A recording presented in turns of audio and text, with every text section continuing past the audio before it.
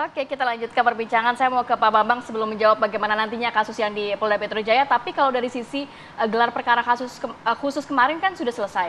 Tapi mungkin nggak sih nantinya dari sisi kotak Pandora hasil riset dari pelapor atau TPUA ini bisa dibuka? Dalam arti teman-teman Pak Jokowi yang beranggapan atau yang mengatakan bahwa ijazah Pak Jokowi palsu ini bisa dihadirkan juga. Selain kan kemarin dihadirkan bagaimana ijazah 3 teman lainnya begitu, Pak?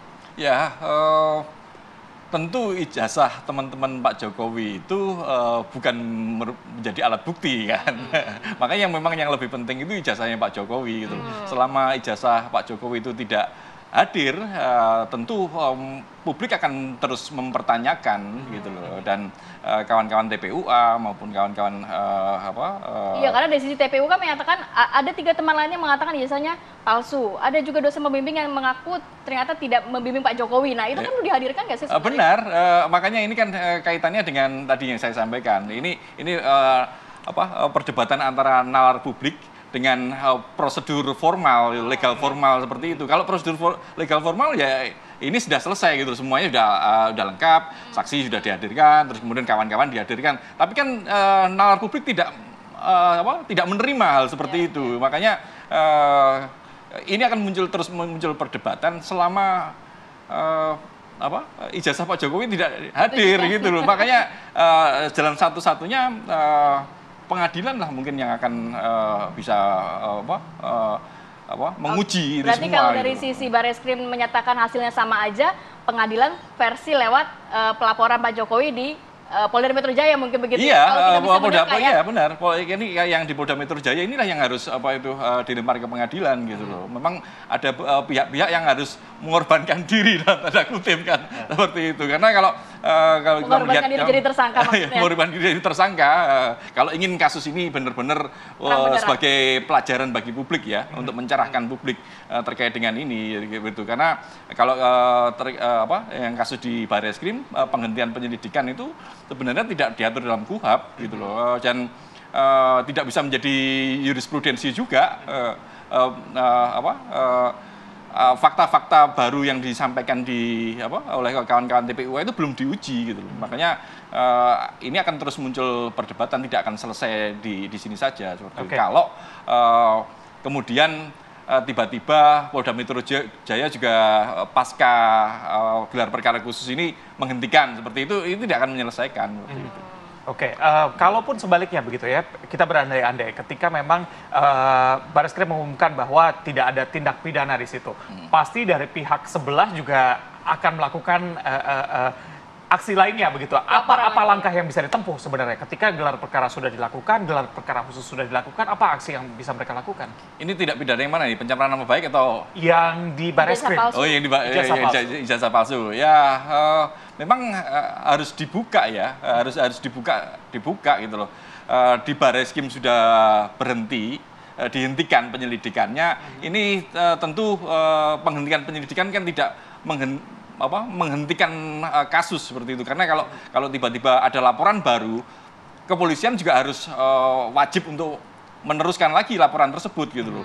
Mungkin temanya saja yang berbeda gitu saja, topiknya saja yang berbeda, tetapi dengan laporan yang berbeda penyelidikan harus dibuka lagi gitu loh.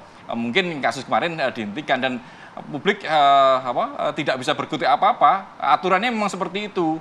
Peraturan Kapolri 6 2019 mengatakan seperti itu, harus gelar perkara khusus. Dan bagi publik juga melihat ini tidak akan mungkin diangkat lagi gitu loh. Karena ya tadi ada persepsi bias kepentingan itu tadi seperti itu. Makanya lebih baik ada laporan baru yang di Barreskrim, kali yang di Polda Metro Jaya lanjutkan. Dengan catatan harus ada yang rela mengorbankan diri gitu, untuk jadi tersangka. Akhirnya untuk membuka kotak Pandora. Tanpa ada itu, ya ini akan terus berdebat terus, tidak akan ada selesainya gitu. Harus ada kelegowoan entah dari pihak Roy Suryo dan kawan-kawan atau dari pihak Pak Jokowi untuk ikhlas. Ini loh sudah biar masyarakat juga puas gitu loh. Pak Yusuf, jadi memang satu-satunya jalan adalah kalau kita boleh menjadi ini ya, cenayang ya hari ini ya, melalui Polda Metro Jaya dengan kasusnya Pak Jokowi yang melaporkan pencemaran nama baik ini. Disitulah nantinya ijazah asli Pak Jokowi bisa diungkap kepada publik, karena kan kalau persidangan pasti terbuka biasanya ya. Ya kalau pada aspek untuk mendapatkan kepastian hukum bisa dijawab seperti itu melalui Polda Metro Jaya yang itu laporannya Pak Jokowi. Intinya kan posisinya kan ini sebenarnya saling lapor. Itu kalau hanya bicara kepastian hukum. Tapi kan hukum itu ada nilai dasar daripada, ada dua lagi nilai dasar tujuan hukum itu. Selain kepastian ada kemanfaatan dan keadilan.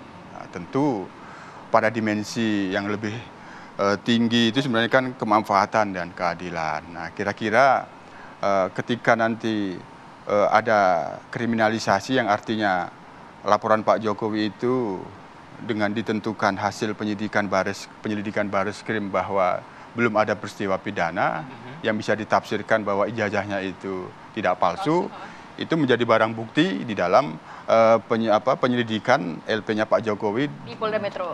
Pencemaran nama baik kan kepada yang menuduhkan. Nah, kalau bicara kepastian hukum itu ya harapannya seperti itu. Tapi kan nanti kemanfaatan, keadilannya sehingga dalam arti seperti apa kemanfaatan dan keadilannya? Ya, kan keadilan itu ada yang disebut keadilan restoratif. Nah, ketika memang ini ada unsurnya, tapi ketika ada dimensinya ditarik pada keadilan, ya bisa terjadi nanti keadilan restoratif justice, Pak Jokowinya memaafkan dan sebagainya. Tapi ya memang kepastian hukumnya tidak mendapatkan. Sebenarnya kasus ini kepastian hukumnya bagaimana sih sebenarnya? Nah, kalau memang mau yang diharapkan kepastian hukum dan kemanfaatan publiknya itu mendapatkan kejelasan bahwa ini asli dan ini bahwa ini bukan palsu, bahwa ini palsu, ya memang upayanya bisa melalui pembuktian di LP-nya Polda Metro Jaya, yang itu pencemaran nama baik. Nanti dibawa ke pengadilan, barang bukti menyatakan bahwa ini mencemarkan nama baik, apa? Ini tidak palsu, misalnya seperti itu logikanya. Ya itu bisa, tapi bagaimana dengan keadilan? Nah, dalam hal ini ya keadilan yang paling penting kan keadilan para pihak itu. Para pihaknya yang di Bareskrim ada para pihak pelapor dan pihak terlapornya Pak Jokowi, di Polda Metro Jaya para pihaknya Pak Jokowi pelapor, terlapornya itu para pihak yang itu menjadi pengadu di Bareskrim. Nah, ini kan bicara tentang keadilan. Kedua belah pihak itu yang paling konkret utama. Nah, ketika itu ditarik ke situ, itu bisa ada upaya restoratif justice. Oke, baik Pak Yusuf, ini kan menjadi perhatian publik kasus ini begitu ya, dan kita juga sudah tahu begitu bahwa polisi bekerja dengan kehati-hatian begitu. Kompolnas melihatnya seperti apa? Apakah memang polisi berhati-hati sekali untuk mengerjakan kasus ini karena pengaruhnya terhadap perspektif publik terhadap kasus ini ya? Betul. Citra juga ya. Kalau kami telaah hasil penyelidikan di Bareskrim itu, kehati-hatian itu cukup panjang. Penyelidikan fakta-fakta yang ingin diungkap itu cukup panjang dan hati-hati. Kekuatan pada scientific crime investigation-nya itu sangat terlihat. Nah, yang diuji di laboratorium forensik itu kan tidak hanya sekedar ijazah, tapi ada dokumen-dokumen lain yang itu menjelaskan proses kuliahnya Pak Jokowi itu benar atau tidak. Nah, fakta itu kan harus didapatkan. Itu memang penuh hati-hati. Nah, kita juga berharap yang di Polda Metro Jaya ini juga sama. Penyelidikan itu hati-hati, cermat, untuk menyimpulkan ada unsur pencemaran nama baik atau tidak. Karena tujuan daripada hukum itu kan tidak sekedar mendapatkan kepastian hukum, tapi ada kemanfaatan dan keadilan kedua belah pihak tentunya. Karena ini sebenarnya posisinya saling lapor. Yang satu di Bareskrim, yang satu di Polda Metro Jaya. Hanya yang kita inginkan kami sebagai pengawas itu memastikan karena ini kasus mendapat perhatian publik, publik tidak menjadi bingung dengan kesimpulan apapun pada akhirnya nanti. Kalau memang pun ada upaya restoratif justice pun nantinya, publik tidak bingung. Kalau upaya restoratif justice nantinya akan seperti apa, Pak? Ya, upaya restoratif justice itu kan kedua belah pihak mengakui dan itu memaafkan. Legowo ya sudah, kita mencabut laporan, nggak selesai, maka akhirnya publik juga nggak melihat ijazah aslinya juga. Penyidikannya dihentikan. Tapi itulah hukum kan, hukum itu tidak hanya kepastian, ada kemanfaatan, ada keadilan. Untuk publik barangkali kepastian dan kemanfaat ini yang dinantikan. Nah, bermanfaat bagi publik Karena dengan media menyorot, publik bertanya-tanya, oh ijazahnya Pak Jokowi palsu atau enggak ini sebenarnya? Itu kan publik.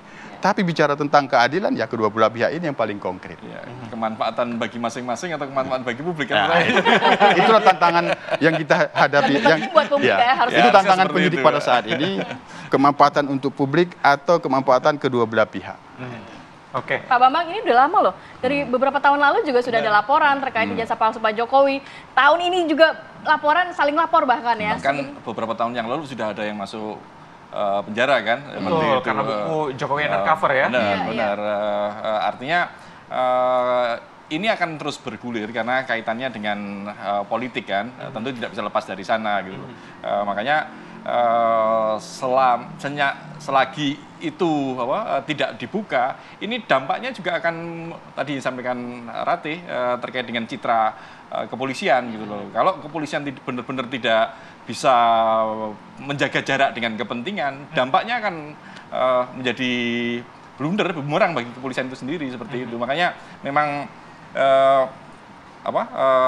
penyelesaian kasus ini memang benar-benar harus transparan gitu, dan tidak bisa, kalau menurut saya tidak bisa hanya sekedar restorasi justice, harus ada sesuatu yang benar-benar dibuka sehingga ada asas kemanfaatan dari pada masa publik seperti itu. Oke, Pak Bambang, seberapa optimis Anda melihat bahwa kasus ini akan segera selesai?